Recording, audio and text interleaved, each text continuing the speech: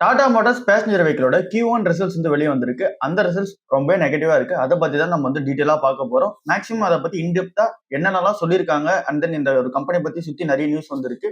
எல்லாத்தையுமே வந்து கவர் பண்ணுவோம். ஃபர்ஸ்ட் வந்து அந்த Q1 ரிசல்ட்ஸ் எப்படி இருக்கு அப்படின்னு சொல்லிட்டு பார்ப்போம். 775 கோடி ரூபாய் நெட் ப்ராஃபிட்டா மேக் பண்ணிருக்காங்க. அது வந்து 80% இயர் ஆன் இயர் பேசிஸ்ல விழுந்திருக்கு. 3924 கோடி ரூபாய் போன வருஷம் ப்ராஃபிட் மேக் பண்ண இந்த ஒரு கம்பெனி இப்போ 775 கோடி ரூபாய் தான் ப்ராஃபிட் வந்து மேக் பண்றாங்க நெட் ப்ராஃபிட்டா. ஜேஎல்ஆர் பெர்ஃபார்மன்ஸ் வீக்கா வந்து இருக்கு. அதுதான் மெயினான ரீசன். அதை தாண்டி காஸ்ட் வந்து பாத்தீங்கன்னா அதிகமா இருக்கு. அதுவுமே வந்து மார்ஜின்ஸ் வந்து அஃபெக்ட் பண்ணி ப்ராஃபிட்ல வந்து அடி வாங்குது. ரெவன்யூ ஆனா ஏறிட்டு தான் இருக்கு. 9% இயர் ஆன் இயர் பேசிஸ்ல ரெவன்யூ வந்து ஏறி இருக்கு. 94,827 கோடி ரூபாய் ரெவன்யூ பண்ணிருக்காங்க. 9% ஏறி இருக்கு. பட் ஆனா இங்க அந்த அளவுக்கு பாத்தீங்கன்னா ப்ராஃபிட் ஏறல. எக்ஸ்பென்சஸும் இது கூடவே சேர்ந்து ஏறுது. 12% ரேட்ல வந்து ஏறுது. இது வந்து பிரஷர் வந்து பாத்தீங்கன்னா ப்ராஃபிட்டபிலிட்டி மேல போடுது. ஜேஎல்ஆரோட ஹோல்சேல் வால்யூம்ஸ் வந்து பார்க்கும்போது அது வந்து 9.2% குறைஞ்சிருக்கு. என்ன ரீசன் அப்படின்னு சொல்லிட்டு பார்க்கும்போது சப்ளை செயின்ல இருக்கிற டிஸ்டர்பன்ஸ், அப்புறம் வந்து இங்க மிடில் ஈஸ்ட்ல நடக்கிற டென்ஷன்ஸ், அப்புறம் இங்க டிரான்சிஷன் பண்றாங்க புது ஜாகுவார் மாடல்ஸ்க்கு.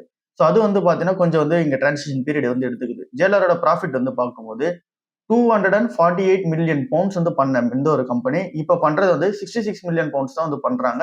ஸோ ரொம்பவே வந்து பாத்தீங்கன்னா அடி வாங்கியிருக்கு. இந்தியாவோட பிசினஸ் பேசஞ்சர் வெஹிக்கிள் பிசினஸ் சூப்பரா வந்து இருக்கு.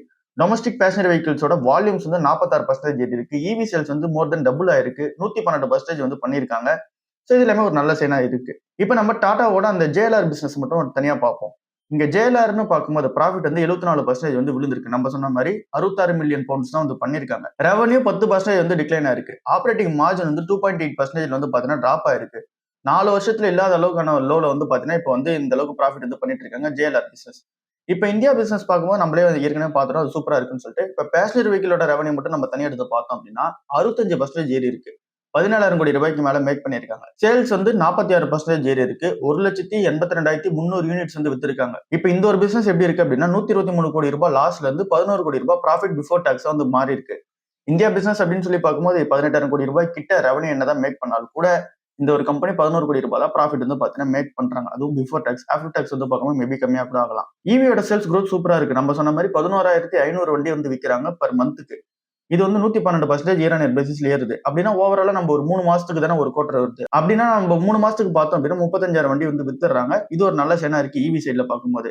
இப்போ இந்த ஒரு கம்பெனியோட சைலேஷ் சந்திராவும் என்ன சொல்றாரு அப்படின்னா ஈவியோட டிமாண்ட் இங்க ட்ரிபிள் ஆயிருக்கு. ஈவியோட சேல்ஸுமே வந்து பாத்தீங்கன்னா 34,000 யூனிட்ஸ் வந்து கிராஸ் பண்ணிருக்கு. டாட்டாவோட மந்த்லி ஈவி ப்ரொடக்ஷன் வந்து நாங்க 9,000 யூனிட்ஸ்ல இருந்து 15,000 யூனிட்ஸ் வந்து இன்க்ரீஸ் பண்ணிருக்கோம். ஸ்டில் டிமாண்ட் வந்து பாத்தீங்கன்னா எங்களுக்கு அதிகமா தான் இருக்கு. பட் ஆனால் அதுக்கேற்ற மாதிரி நாங்க சப்ளை வந்து கொடுக்கல. வெயிட்டிங் பீரியட் வந்து லாங் டைம் வந்து இருக்கு. டாட்டாவோட பஞ்ச் ஈவி வந்து 8 மந்த் வெயிட்டிங் பீரியட் வந்து கிராஸ் பண்ணுது. இது ஒரு நெகட்டிவான சைனா பார்த்தாகணும். ஓவராலா இருக்கு டாடா போர்ட்ஃபோலியோல வந்து பார்க்கும்போது இந்த ஈவி போர்ட்ஃபோலியோல வந்து பார்க்கும்போது அது 4 இருந்து 6 வாரத்துக்கு தான் வெயிட்டிங் பீரியட் வந்து இருக்கு. பட் ஆனா இது 8 மந்த் வந்து இருக்கு பஞ்ச் ஈவி மட்டும். இதே மாதிரி ஈவில வந்து இன்னும் டிமாண்ட் வந்து அதிகமா இருக்கு. ப்ரொடக்ஷனை பொறுத்தல இவங்களுக்கு வந்து கொஞ்சம் வந்து இப்போ அஃபெக்ட் ஆக ஆரம்பிச்சிருக்கு. ஹெவியான ரெயின்ஃபால் வந்து சனட் பிளான்ட் வந்து நடந்திருக்கு. அது கூடவே சேர்ந்து ஷார்டேஜஸும் வந்து இருக்கு. கேஸ்டிங்லயும் அப்புறம் ஷீட் மெட்டல் காம்போனன்ட்ஸ்லயும் வந்து இருக்கு. இதனால லிமிடெடான ப்ரொடக்ஷன் தான் பண்ண முடியுது. பஞ்சிவி சியாரா அப்புறம் டியாகோல வந்து லிமிடெடான ப்ரொடக்ஷன் தான் பண்ண முடியுது. ஸோ இப்போ நம்ம டாடா மோட்டர்ஸோட இந்த ஒரு Q1 ரிசல்ட்ஸ் பேசஞ்சர் வெஹிக்கிளுக்கு எப்படி இருக்குன்றதை டீட்டெயிலா வந்து பார்த்துட்டோம். இப்ப என் சந்திரசேகர் அவர்கள் இதுல ஒரு பிளான் வந்து வச்சிருந்தாரு. அந்த பிளான் வந்து இப்ப இவர் வெளியே போனதுக்கு அப்புறமா சேஞ்ச் ஆகுமா அப்படின்ற கொஸ்டின் வந்து வருது. பட் ஆனா அந்த பிளான்ல எந்த ஒரு சேஞ்ச் இருக்காதுன்னு சொல்லிட்டு மேனேஜ்மெண்ட் ஸ்ட்ராங்கா வந்து சொல்லிட்டாங்க. growth எக்ஸிகியூஷன் பொறுத்தல அவரோட பிளான் நல்லா தான் இருக்கு. அதை நாங்க எக்ஸிக்யூட் பண்ண போறோம். இன்வெஸ்ட்மெண்ட்டா 33,000 இருந்து 35,000 கோடி ரூபாய் உள்ள வரப்போகுது. பினான்சியல் 2026 இருந்து 30க்குள்ள அது வந்து பார்ட்லி வந்து வந்துகிட்டே தான் இருக்கும் அப்படின்ற மாதிரி சொல்றாங்க. மெயினா பேசஞ்சர் வெஹிக்கிளுக்கு ஈவிக்கு தான் வந்து உள்ள வரப்போகுது. ஜேஎல்ஆர் பொறுத்தல அது ஒன்றும் வந்து மிக்சடா தான் வந்து இருக்கு. ஸோ அதோட ஜேஎல்ஆர் காஸ்ட் சேவிங் கண்ட்ரோல் வந்து பார்த்தீங்கன்னா நாங்க பண்ண தான் போறோம். அது அவரோட பிளான்ல இருக்கிறது தான். இந்தியாவோட பிசினஸ் வந்து நல்லா க்ரோ ஆயிட்டு இருக்கு. அதை நாங்க ஃபோக்கஸ் பண்ணி எடுத்துட்டு போக போறோம். ஜேஎல்ஆர்ல இருந்து புது புது வண்டி மாடல்ஸ் வந்து லான்ச் பண்ண போறோம். அது எல்லாமே அவரோட பிளான் தான். ஸோ இது எல்லாமே நாங்க வந்து சக்சஸ்ஃபுல்லா எக்ஸிக்யூட் பண்ணுவோம் அப்படின்னு சொல்லியிருக்காங்க. இப்போதைக்கு டாட்டாவோட பேசஞ்சர் வெஹிக்கிள் செக்மெண்ட் பொறுத்தல நெகட்டிவா தான் இருக்கு. அதை நம்ம ஒத்துக்கிட்டு தான் ஆகணும். ப்ராஃபிட் வந்து விழுந்திருக்கு. ரெவன்யூ ஏறினாலும் கூட ப்ராஃபிட் வந்து விழுந்திருக்கு. இந்தியா பிசினஸ் அப்புறம் இந்தியா பிசினஸ்ல வந்து பேசஞ்சர் வெஹிக்கிள் எலக்ட்ரிக் வெஹிக்கிள் சூப்பரா இருக்கு. ஜேஎல்ஆர் மட்டும் தான் இங்க வந்து பிரச்சனை பண்ணிக்கிட்டு இருக்கு. ஸோ அது ஒன்றும் கண்டினியூ ஆகிட்டு தான் இருக்கு. இந்த டைம்ல இந்த ஸ்டாக்கை கன்சிடர் பண்ணலாமா? கண்டிப்பா கன்சிடர் பண்ற மாதிரி தான் இருக்கு. விழுந்துச்சு அப்படின்னா கன்சிடர் பண்ணிப்போம். ஏன் அப்படின்னா ஜேஎல்ஆர்ன்றது அந்த ஒரு ப்ரொடக்ஷன் வந்து இப்போ ஹர்ட் ஆனது திரும்ப வந்து ரெக்கவர் ஆக ஆரம்பிச்சிடும். அட்லீஸ்ட் ஒரு 1 இயர் ஆச்சு எடுத்துக்கும். அதுக்குள்ளே நம்ம வந்து பார்த்தீங்கன்னா கன்சிடர் பண்ணிட்டே வச்சுட்டு இருப்போம். இப்போ ப்ரொடக்ஷன் வந்து ஆல்மோஸ்ட் வந்து சூப்பரா போயிட்டு இருக்கு. ஸோ இது வந்து இந்த கம்மிங் குவார்டர்ஸ் வந்து இதோட ரிசல்ட் வந்து தெரிய வரும். இப்போ டாடா பவர்ல ஒரு அப்டேட் வந்து கொடுத்துருக்காங்க. 1.25 லேக் crore சேலஞ்ச் வந்து பார்த்தீங்கன்னா இப்போ அவங்களுக்கு வந்து இருக்கு. என்ன சொல்றாங்க அப்படின்னா அவ்வளோ ரூபாய் வந்து இன்வெஸ்ட்மெண்ட் வந்து பண்ண போறாங்க ஃபினான்ஷியலா 2030க்குள்ள. ஸோ 1.25 லேக் crore இன்வெஸ்ட்மெண்ட் பண்றாங்க அப்படின்னா அதுக்கான ரிட்டர்ன்ஸ் வந்து வரணும். இப்போ இந்த கம்பெனியோட ரெவன்யூ எவ்வளவு இருக்குது அப்படின்னா 8% இயர் ஆன் இயர் பேசிஸ் வந்து க்ரோ ஆயிட்டு வருது. எபிட்டா 8% க்ரோ ஆயிட்டு வருது. ப்ராஃபிட் ஆஃப்டர் டாக்ஸ் வந்து 11% க்ரோ ஆயிட்டு வருது. ஸோ இந்த லெவலில் க்ரோ ஆகிட்டு இருக்கும்போது 1.25 lakh crore வந்து இன்வெஸ்ட்மெண்ட் பண்ணுறாங்க அப்படின்னா அது வந்து அந்த அளவுக்கான ப்ராஃபிட் வந்து ஜென்ரேட் பண்ணி கொடுக்குமா, ரிட்டர்ன்ஸ் வந்து ஜஸ்டிஃபை பண்ணுமா அப்படின்ற கொஸ்டின் வந்து இருக்கு. பட் அதனால இவங்க இன்வெஸ்ட்மெண்ட் வந்து பண்றது பெட்டரான சேர்ந்து தான் டாடா பவருக்கு. இப்போ கிளீன் எனர்ஜியில் வந்து மெயின் ஃபோக்கஸ் பண்ண போகிறதா சொல்றாங்க. கரண்டா இருக்க கெப்பாசிட்டி வந்து 16.7 ஜிகாவாட் வந்து இருக்கு. அது வந்து இன்னும் எக்ஸ்டெண்ட் பண்ணிட்டு 30 ஜிகாவாட்டா வந்து மாத்திடுவாங்க. அதுல வந்து கிளீன் எனர்ஜி மட்டுமே 20 ஜிகாவாட் வந்து தாண்டும் அப்படின்ற மாதிரி சொல்றாங்க. சோலார் அப்புறம் வந்து ஸ்டோரேஜ் பிசினஸ் சூப்பரா வந்து இருக்கு. ரூஃப்டாப் சோலாரோட ரெவன்யூ 342 கோடியிலிருந்து 1350 கோடி ரூபாவா வந்து இன்க்ரீஸ் ஆயிருக்கு. ஸோ இந்த இடத்துல நாங்கள் வந்து ஃபோக்கஸ் பண்ணி போக போறோம். டிரான்ஸ்மிஷனுமே வந்து பார்த்தீங்கன்னா பெரிய இன்வெஸ்ட்மெண்ட் வந்து தேவைப்படுது. அதுக்காக ஒரு 40,000 கோடி ரூபாய் வந்து பிளான் பண்ணி வச்சிருக்காங்க. 2030க்குள்ள பண்ணிடுவாங்க அப்படின்ற எக்ஸ்பெக்டேஷன்ஸ் வந்து இருக்கு. ஸோ இப்படி இந்த டாடா பவர்ல இருக்க விஷயமா இருக்கு. அப்புறம் இங்க டாடா சன்ஸோட சேர்மனான என் சந்திரசேகர் அவர்களுக்கு போனதுக்கு அப்புறமா யார் வந்து இப்போ வந்து அடுத்த ஒரு சேர்மனா இருக்க போகுது அப்படின்ற கொஸ்டின் வந்து இருக்கு.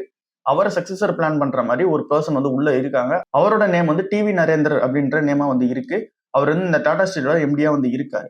மேபி அவர் வெளியே போனதுக்கு அப்புறமா இவர் வந்து உள்ள வரலாம் அப்படின்ற எக்ஸ்பெக்டேஷன்ஸ் வந்து இருக்கு.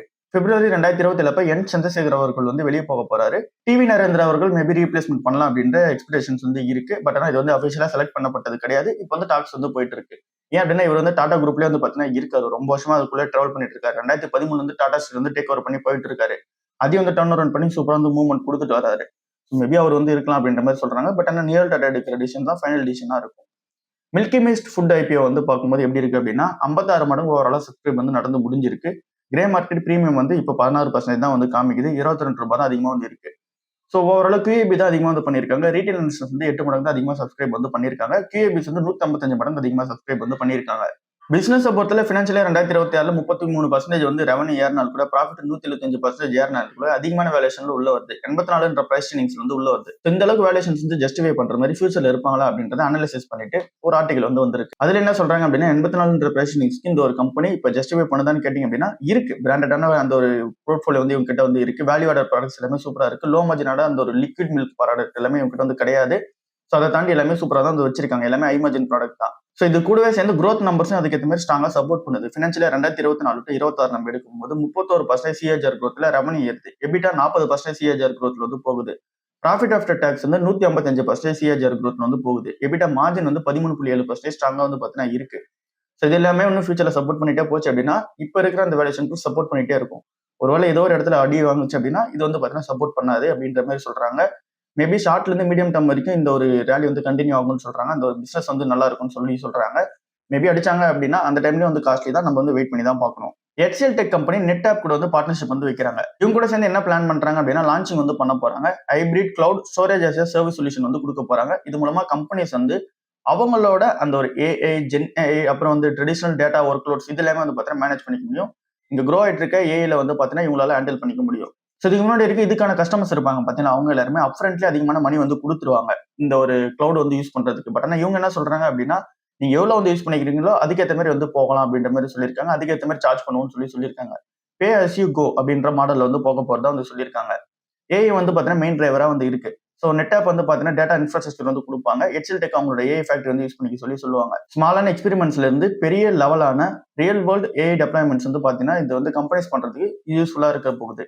இந்தியன் ஃபார்மா மார்க்கெட் வந்து 12.1% வந்து இயர் ஆன் இயர் பேசிஸ்ல க்ரோ ஆயிட்டு இருக்கதா சொல்றாங்க. இது ஜூலை மந்தோட ரிப்போர்ட்டா வந்து இருக்கு.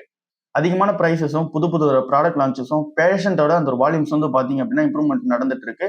2024 to 25 ஒரு வீக்கான க்ரோத்தா இருந்துச்சு. அதுக்கப்புறம் இப்போ ஒரு சூப்பரான க்ரோத் நோக்கி போயிட்டு இருக்காங்கன்னு சொல்றாங்க. ஜைடஸும் சன்ஃபார்ம் தான் இதை லீட் பண்ணி எடுத்துட்டு போறாங்க. ஜைடஸ் வந்து 20% க்ரோ ஆயிருக்காங்க. சன்ஃபார்ம் வந்து 17% க்ரோ ஆயிருக்காங்க. சன்ஃபார்ம் வந்து 17% க்ரோ ஆயிருக்காங்க. அதை ஃபாலோ பண்ணி சிப்லா வந்து 17%, டோரன் ஃபார்மா 16%, லூபின் வந்து 13%. கிரானிக் டிசீசஸ்ல நல்ல ஒரு டிமாண்ட் வந்து இருக்கு. Diabetics, cardiac, respiratory, neuro, oncology இந்த தெரபிஸ்லாம் ஒரு நல்ல ஒரு டிமாண்ட் இருக்கு. GLP-1 ட்ரக்ஸ்லயும் டிமாண்ட் வந்து பாத்தீங்கன்னா இப்போ அதிகமாகிட்டே போயிட்டு இருக்கு. GLP-1 மார்க்கெட்டை பொறுத்தல 2213 கோடி ரூபாய் வந்து பார்க்கும்போது இப்போ ஜூலை மந்தோட அந்த ஒரு டேட்டாவா வந்து இருக்கு. அந்த அளவுக்கு மார்க்கெட் வந்து பாத்தீங்கன்னா ரீச் ஆயிருக்கு. போன வருஷம் 661 கோடி ரூபாய் தான். பட் ஆனா இப்போ 2000 கோடி ரூபாய்க்கு மேல. இந்த ஒரு செமிகுலேட்டட் மார்க்கெட்டை சூப்பரா வந்து யூஸ் பண்ணிக்கிறது யார் அப்படின்னா சன்ஃபார்மும் ஜைடஸும் தான் வந்து இருக்காங்க. சன்ஃபார்மா வந்து எப்படி யூஸ் பண்ணிக்கிறாங்க அப்படின்னா ப்ரீஃபில்டு டிவைசஸ் வந்து கொடுக்குறாங்க. அது வந்து 21% மார்க்கெட் ஷேர் வந்து ஓன் பண்ணுது. ஜைடஸ் வந்து கேட்ரேட் செக்மெண்ட்ல உள்ள இருக்காங்க. அவங்களோட மார்க்கெட் வந்து 39% ஓன் பண்ணுது. ஸோ இந்தியன் ஃபார்மா மார்க்கெட்ல இங்க ஜைடஸும் சன்ஃபார்மும் சூப்பரா இருக்காங்க. நம்ம ஜைடஸ் மட்டும் கன்சிடர் பண்ணிட்டு இருக்கோம். அது ஒரு நல்ல வேல்யூல வந்து இருக்கு.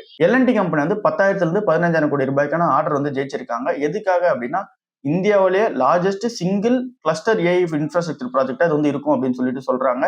இது வந்து அவங்களோட ஏஐ ஃபேக்டரி பிசினஸ்ல வந்து ஒரு என்ட்ரி வந்து பார்த்தீங்கன்னா கொடுக்குறதுக்கு ஹெல்ப் பண்ண போகுது. 10,000 NVIDIA GPUs வந்து பார்த்தீங்கன்னா உள்ள எடுத்துட்டு வர போறாங்க. அது வந்து அவங்களோட எல்என்டி சென்னை டேட்டா சென்டர் கேம்பஸ்ல தான் வந்து பார்த்தீங்கன்னா இன்பில்ட் பண்ண போறாங்க. இது வந்து இந்த ஏஐ ஒர்க் லோட்ஸ்க்கும் சரி, அப்புறம் லார்ஜ் ஸ்கேலான ஏஐ ட்ரைனிங்க்கு வந்து பார்த்தீங்கன்னா ஹேண்டில் பண்ற மாதிரி இருக்க போகுது. இது மூலமா எல்என்டிக்கு எப்படி பெரிய பெனிஃபிட்டா இருக்க போகுது அப்படின்னா, எல்லா கம்பெனிஸுமே வந்து இந்த ஒரு ஏஐ ரன் பண்ணணும் அப்படின்னா அதுக்கான கம்ப்யூட்டிங் பவர் வந்து அதிகமா தேவை. ஸோ அதுக்காக தான் இந்த ஒரு 10,000 NVIDIA GPUs வந்து பார்த்தீங்கன்னா உள்ள எடுத்துட்டு வராங்க. இது அவங்களோட சென்னை கேம்பஸ்ல வந்து பார்த்தீங்கன்னா உள்ள வரப்போகுது. இது ஒரு நல்ல அப்டேட்டா எங்க எல்என்டிக்கு வந்து இருக்கு. முத்தூட்டையும் மணப்புறமையும் வந்து பார்த்தீங்கன்னா கம்பேரிசன் பண்ணி ஜெஃப்ரிஸ் வந்து ஒரு ஆர்டிகல் எழுதியிருக்காங்க. அதுல என்ன சொல்றாங்க அப்படின்னா, முத்தூட்டை விட மணப்புறம் வந்து சூப்பரா இருக்கதா வந்து பேசியிருக்காங்க.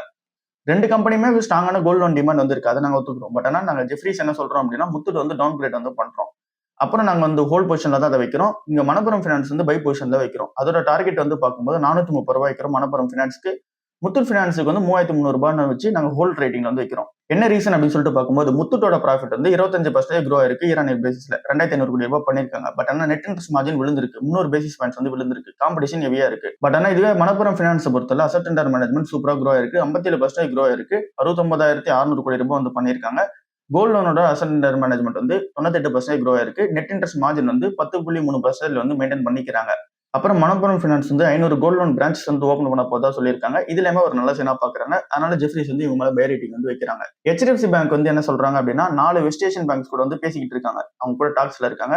அது மூலமா $2 பில்லியன் வந்து ஃபண்ட் ரைஸ் வந்து பண்ண போறதா வந்து சொல்லியிருக்காங்க. இது வந்து மெயினா எதுக்காக அப்படின்னா, அவங்களோட லெண்டிங் பிசினஸ்க்கு சப்போர்ட் பண்ற மாதிரி ஆர்பிஐயோட ஸ்பெஷல் FCNRB ஸ்கீம் இருக்கு பாத்தீங்கன்னா, அது மூலமா உள்ள எடுத்துட்டு வர போறதா சொல்லியிருக்காங்க. அப்புறம் இந்த ஒரு பேங்கோட டார்கெட் என்ன அப்படின்னா, $10 பில்லியன் ஃபண்டிங் டார்கெட் வந்து வைக்கிறாங்க.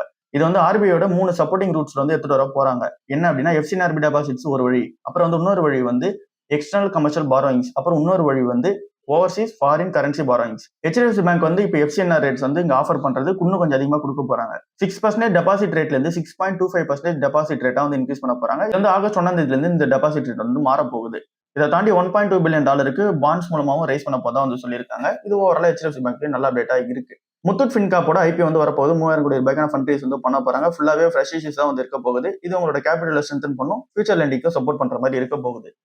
கம்பெனியோட பிரைமர்லி இது வந்து பார்க்கும்போது பிசினஸ் என்ன அப்படின்னா, கோல்ட் லோனோட NBFC தான். ஸோ இது வந்து பாத்தீங்கன்னா இதுல தான் மெயின் ஃபோக்கஸ் இருக்காங்க. அதை தாண்டி வந்து இருக்கிறது பிசினஸ் லோன்ஸ் ஆஃபர் பண்றாங்க, மைக்ரோ ஃபைனான்ஸ் கொடுக்குறாங்க, ஹவுசிங் ஃபைனான்ஸ் கொடுக்குறாங்க, அதர் ஃபைனான்சியல் சர்வீஸும் கொடுக்குறாங்க. பட் ஆனா கோல்ட் லோன்ல தான் வந்து மெயின் டார்கெட். இந்த ஒரு கம்பெனி அசெட் அண்டர் மேனேஜ்மெண்ட் 73 கோடி ரூபாய் வந்து கிராஸ் பண்ணிருக்காங்க. 5000க்கும் மேல பிரான்ச்சஸ் வந்து இருக்கு. 42 லட்சத்துக்கும் மேல டிஜிட்டல் யூசர்ஸ் வந்து இருக்காங்க. கோல்ட் லோனோட அந்த ஒரு பிசினஸ் வந்து 59% CAGR growthல வந்து இந்த ஒரு கம்பெனி க்ரோ ஆயிட்டு வருது. ஸோ இந்த ஒரு கம்பெனி ஐபிஓ வரட்டும், அந்த டைம்ல நம்ம சப்ஸ்கிரைப் பண்றதா என்னன்னு சொல்லிட்டு பிளான் பண்ணுவோம். இன்னைக்கு நல்ல மார்க்கெட் எப்படி இருக்க போகுது அப்படின்னா, 24 பாயிண்ட் நெகட்டிவ்ல வந்திருக்கு. மேபி நெகட்டிவ்ல கூட ஓப்பன் ஆகலாம்.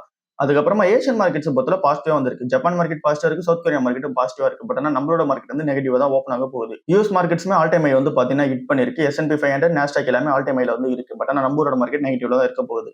க்ரூட் வந்து $85 per barrel வந்திருக்கு. FIS 500 கோடி ரூபாய்க்கு வித்திருக்காங்க. DIs வந்து 4,300 கோடி ரூபாய்க்கு பை பண்ணிருக்காங்க. ஓவரால் மார்க்கெட் சென்டிமெண்ட் இப்படி தான் இருக்கு. டாடா மோட்டார் பேசஞ்சர் வெஹிக்கிள் வந்து பாத்தீங்கன்னா இன்னைக்கு அடிச்சாங்க அப்படின்னா கன்சிடர் பண்றதுக்கான டைமா வந்திருக்கு. நம்ம கன்சிடர் பண்ணுவோம்.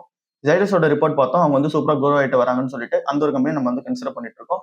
இங்க மணப்புரம் ஃபைனான்ஸ் பொறுத்தவரை இப்ப இருக்க பிரைஸ்க்கு காஸ்ட்லியா வந்து இருக்கு. பட் ஆனா ஏறதுக்கான பொட்டன்ஷியல் இருக்கான்னு கண்டிப்பா ஏறதுக்கான பொட்டன்ஷியல் வந்து இருக்கு. பட் ஆனாலும் அதை நம்ம ஸ்கிப் பண்ணிக்கிட்டு பெட்டரா வந்து இருக்கு. இப்ப இருக்க பிரைஸ்க்கு கொஞ்சம் காஸ்ட்லியா இருக்க ரீசனால. இவ்வளவுதான் இன்னைக்கான ஓவரால் வீடியோ. அடுத்த வீடியோவில் சந்திப்போம். பாய்.